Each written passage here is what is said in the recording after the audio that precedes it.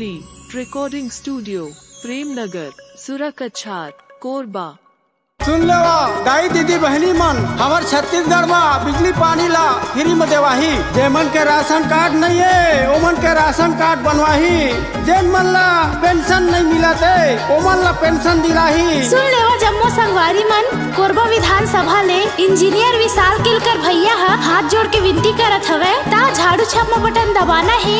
विशाल किलकर भैया ला जिताना है और कोरबा के विधायक बनाना है। सुन लेगा भैया मोर सुन लेना वो दीदी मोर झाड़ू छाप में बटन दबाना हवे वो। सुन ले बे भैया मोर सुन लेना दीदी मोर झाड़ू छाप में बटन दबाना हवे वो। विशाल केलकर भैया ला जिताना हवे वो।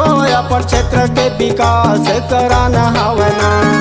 आम आदमी सरकार बनाना हवे वो। झाड़ू छाप में बटन दबाना हवे ना। सुन लेना गा भैया मोर सुन लेना वो दीदी मोर विशाल किलकर भैया ला जिताना हवे ना। सुन लेना गा भैया मोर सुन लेना वो दीदी मोर विशाल किलकर भैया ला जिताना हवे ना। सुन ले दाई दीदी बहनी मन जेमन के राशन कार्ड नहीं है ओमन के राशन कार्ड बनवाही। जेन मन ला पेंशन नहीं मिलते ओमन ला पेंशन दिलाही।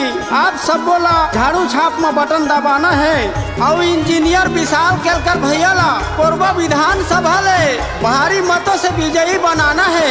जन जन के विकास कराही सुघर राज बनाही। डोकरी और डोकर के पेंशन बनवाही। सुन ले बाबा बड़का दाई मन गरीब भाई मन के आवास दिलाही। जम्मो किसान पर मसीहा बन के आई। क्षेत्र के विकास पर विशाल भैया लाना है। क्षेत्र के विकास पर केलकर भैया लाना है। सुन ले भाई बहनी मोर सुनना दाई दीदी मोर सुनना काका काकी मोर झाड़ू छाप में बटन दबाना हवे ना। सुनना दाई दीदी मोर सुनना काका काकी मोर विशाल किलकर भैया ला जिताना हवे ना। सुन ले दाई दीदी बहनी मन जेमन के राशन कार्ड नहीं है ओमन के राशन कार्ड बनवाही। जेन मन ला पेंशन नहीं मिलते ओमन ला पेंशन दिलाही।